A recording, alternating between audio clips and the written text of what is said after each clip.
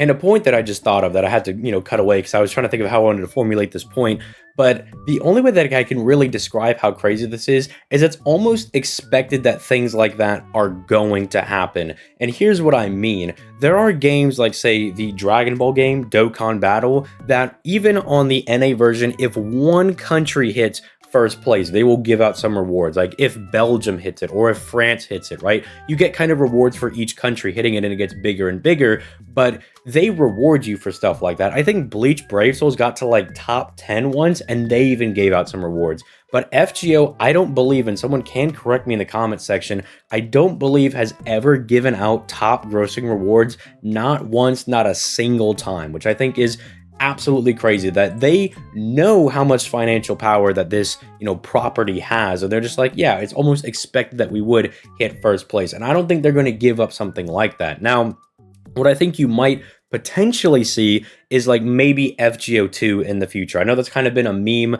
kind of in the community for a little bit, and a lot of people are not happy about it. Believe me, I don't want to see that either because I don't want to lose all my servants. But I do think that the company knows that FGO is so popular, and even the Fate IP is so popular, that they could probably get away with something like that. I would not be surprised if they came out and they were like, oh yeah, FGO 2 has been in development for like the last 3 years or something, right? Like that would not surprise me. And the only reason I would kind of be okay with it, even in the slightest bit, I don't want it to happen because I don't want to lose all my servants, but it does mean that the app would probably get better because, as you guys could probably have noticed, there's like a lot of servant NPs that will like crash your app or something, and the app is like notoriously known for not being run very well. Like it just, how the app is actually built from a programming level is not very good. I mean, even Nasu, around the time I believe Lost Belt 7 was released, I think the interview was, he was saying that he was really happy that DW passed it over to Lasengo,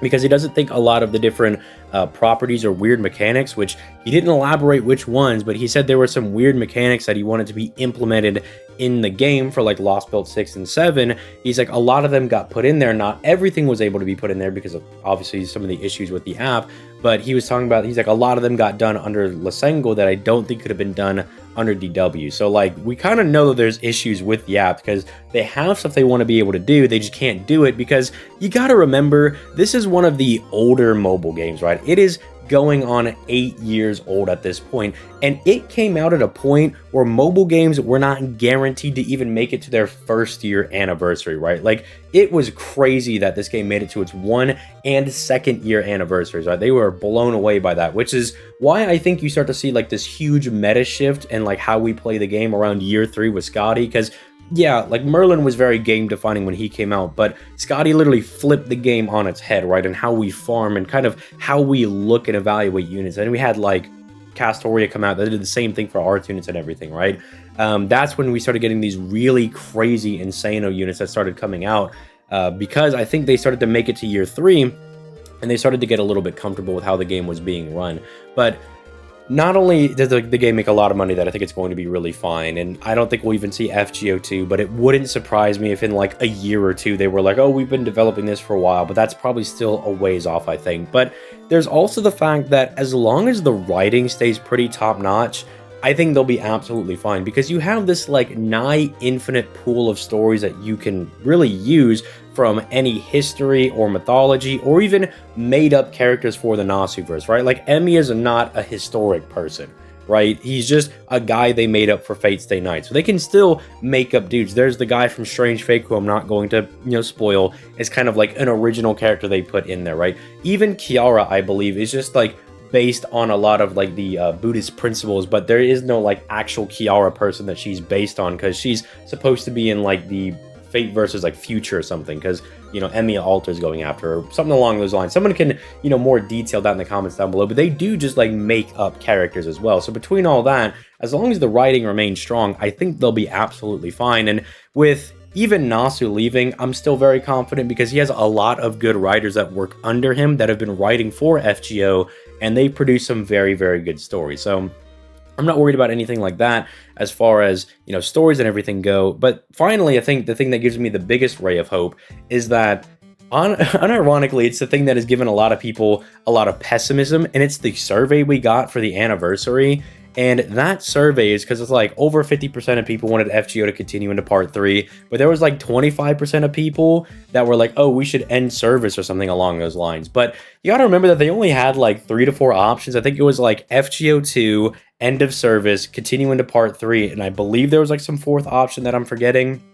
But when you only have 4 options like that, it's not really surprising when one of them takes like 20-25% of the poll, right? So I was never really concerned about that. I just more looked at, overwhelmingly, most people still wanted FGO to continue. So I think they'll still go. It makes a lot of money. A lot of people want the game to continue, and it doesn't seem like they're developing FGO 2. So I think FGO, 1 over here, quote unquote, should be fine. But I do think this last year has caused a lot of discussion on how FGO is run, because I really started to notice it, especially from the NA side after Anniversary, because I was very excited about Anniversary, but it was very surprising to me that a lot of people weren't all that gassed up about it, right? Because they were like, oh, it's just Castoria 2, and then we're getting a whole bunch of Lost Belt 6 people for the summer. Like, where's the diversity, right? A lot of people were very upset about that because, yeah, they're very popular characters, but they also were like, well, where's, like, Ereshkigal or Medusa or Medea or someone like that, like these other, like,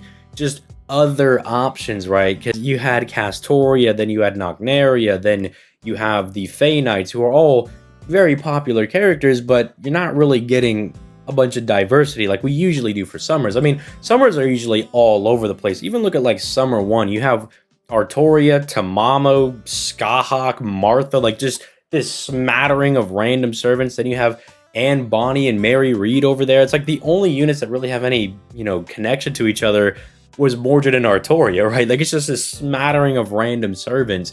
And that's why it was like always really fun just to see who we were going to get, because it was not very predictable, I guess. But I think it's just been a very mid and slow year for a lot of people. That the units themselves are not bad. It's just nothing super hype is going on. And then Musashi, of course, is over here missing 2% of her NP. Thanks, Musashi. Looking fraudulent on camera. But look, that's my fault. I'm trying to get my bond up in the background over here. But yeah, I think that's kind of like the main issue, is that it's just been a slow year and that the releases have just not been hitting. Now on NA, I feel like I've been very satisfied, but it's almost, and I don't know if anybody can relate to this, and I'm kind of just venting thoughts about FGO at this point, but when you can look 2 years in the future and you can see, oh, 2025 for us is going to be looking not super great. It almost not, it doesn't kill my drive to play the game, but it does make things, I don't know, it just is a little gloomy when I look at, like, say, the beginning of 2025 for us, and I'm like, okay, we have Kukulkan who comes out, but then it's just, Pope Joanna, who I don't really want to go for, and then Takasugi, who I like, but I feel like they made him kind of mid, and then I don't even remember the banner after that. What was it, like Kachin Koji or something along those lines? Until, Draco comes out and Tiamat comes out, there's, like, not these super gas releases, and that just, I don't know, it's like a looming weight over my head of being like, oh, that's not going to be a fun time to play the game. And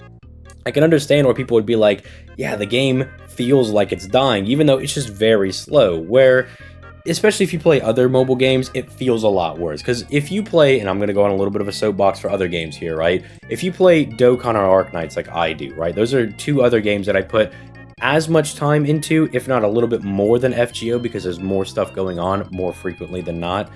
With those games, there's always something that you can be doing, right? They have their normal, like, farming quests where you could go do, like, your dailies or your free quests, but I'm talking about actual stuff to go do, where Dokkan has all of these challenge events that you can go do that, even if you can't beat them now, they have these missions that you can always strive to try to complete them with, which I think even for Dokkan, I still have to do the special pose category for Cell Max. I still have not gotten that one done. It's still something that I strive to beat even to this day, right? It's still something that I can continually work towards for rewards, right? And even when new units come out, I can test them out against this plethora of different events to see how they perform. Same thing for Arknights, right? You have, like, your dailies and everything to do, but on top of that, you have this base feature that kind of incentivizes you to log in to go get your, like, daily rewards, which I'm baffled that we do not have, like, a Chaldea system equivalent for FGO. Like, we don't just, like, have our operators doing, like, things not our operators. See, I'm slipping up because I'm talking about Arknights. Servants. So you don't have our servants going around and like just doing stuff like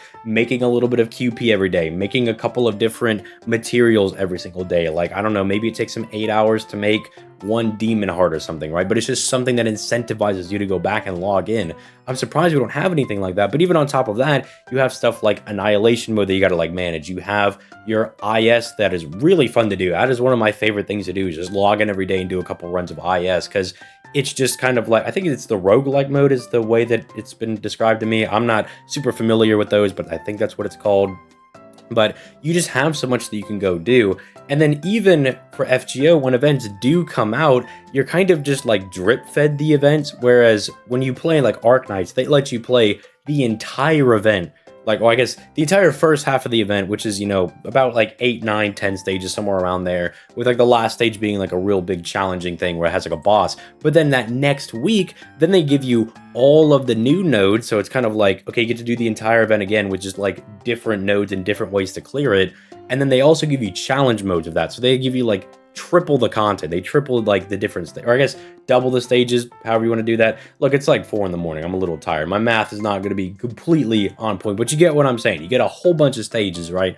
And it's super fun, which just makes coming to FGO always feel a little bad when it's really slow and they're drip feeding you things, and then the servants aren't even that hype, and they're not really like throwing things into these different celebrations. Like, we're getting really happy that we get a servant buff for all these evocation things, but I'm gonna keep it a stack with everybody here. Every one of the free-to-play servants that did come back for each of these evocations should have gotten a buff, right? I know that like Chloe and Kentucky Rider are really good, but even they could probably use buffs at this point. I mean, Kentucky Rider does not have a real third skill. Like, let us give him something over there, right? He can definitely get some buffs, and it's not going to destroy the power dynamic of the game.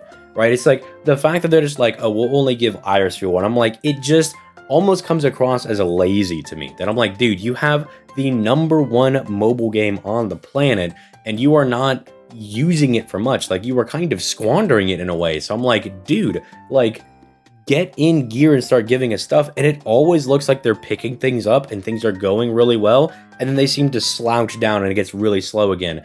And it's just, I don't know, man. It's getting really annoying. I'm still going to do daily FGO content, but the little announcement thing that I wanted to kind of bring towards the end of the video, I think I am going to start sprinkling in like 3 to 4 Arknights videos a week. I don't know what I'm going to cover or what I'm going to do, but I think I'm just going to be sprinkling them in just so that when FGO is slow, I feel like I also have other things that I can upload and kind of be excited about when all they really drop for us is a banner or something along those lines. But I really wanted to drop this because I don't know, I've seen a lot of people talk about the whole, oh, FGO is dying thing, right? And I don't think it's going to die. I don't really think the game can die. I know the meme is like, oh, it's too big to fail, right? That, you know, that's kind of like a, you know, huge joke, but I really do think it's fine. It's just more of a discussion of they need to kind of start fixing stuff in the game, or really just start ramping up the content that we actually get here, because there's just like not enough for people that actually want to play the game, right? But I'd like to get your guys' thoughts in the comments down below, because I know that I get a lot of, you know, casual players, I get very hardcore players, I get kind of like mid-range dolphin and whale players. So it's like, I'd like to get the different perspective of everybody else, because I've been hearing your guys' frustration over on my Twitch all year, right? Like, because I stream every weekday and I talk to you guys, you know, every day, and I try to read all the chats and try to keep track of, you know, how the community is feeling and how individuals are really feeling about certain events and servants. And it's just generally like there have been like weeks in a row where it's just been talking about what FGO can do to improve, because it's just general dissatisfaction. So I'd also like to kind of talk to my YouTube audience over here on just, what do you guys think, right? Like, what would you guys like to see FGO do to improve? And do you feel like the game is just really slow, or do you legitimately feel like the game is dying? Because then again, you know, I have like random commenters who are like, well, actually, I keep up with the JP stock market, and I have seen that their stock is crashing by 2.5%. And then they can explain what that means to me, because I would have no idea. I'm like, I don't know if that's like insanely good or insanely bad. I have no idea, but I'd love to get you guys' thoughts in the comments down below. Sorry for kind of like a weird video today, but this is just something that, I don't know, I was going to record a video talking about like the banners that are coming on JP, but I just wasn't feeling it. Like, in my heart of hearts, I was like, I don't really want to talk about this right now. Like, it's Benny, Enma, Tamatomo, and Ibuki. I'll probably make videos covering them over the next couple of days, but then I think I'm also going to drop like a couple Arknights videos or something, and maybe I'll do tier lists and stuff like that for Arknights, because now I did the Arknights tier list for the waifus and everything back when I didn't even know who their names were. I think I'm going to redo that. I think I'll redo the Arknights tier list now that I actually know who a lot of those characters are, and maybe even just start doing like general runs and stuff over on Arknights. Maybe some even guides for operators and stuff. Who knows? We'll see. You'll get more of a casual's perspective on that, because I know the Arknights community is very like super numbers based, and they're all like, you gotta be maximum efficiency and everything. But me, I'm stupid, right? It took me like 3 months to beat Patriot. It took me so long. So you'll get a different perspective. It'll be like it'll be one of those things that like, look, man, if I can beat this stage, you could definitely beat the stage, because I've got an IQ the size of a gnat, all right? Like, let's be honest. So, if I can clear it, you can do it. But with all that being said, I'm going to go ahead and get out of here, and I will catch you guys in the next one. We'll be back to regularly scheduled programming and maybe some bonus Arknights content, but we'll see about that moving forward. Maybe also Dokkan. Who knows? I don't know. If a lot of people in the comments are like, yeah, I love Dragon Ball, I love dudes just punching each other, I'll be like, you know what? We'll add that to the list. But for real, I'm gone. Peace late, guys.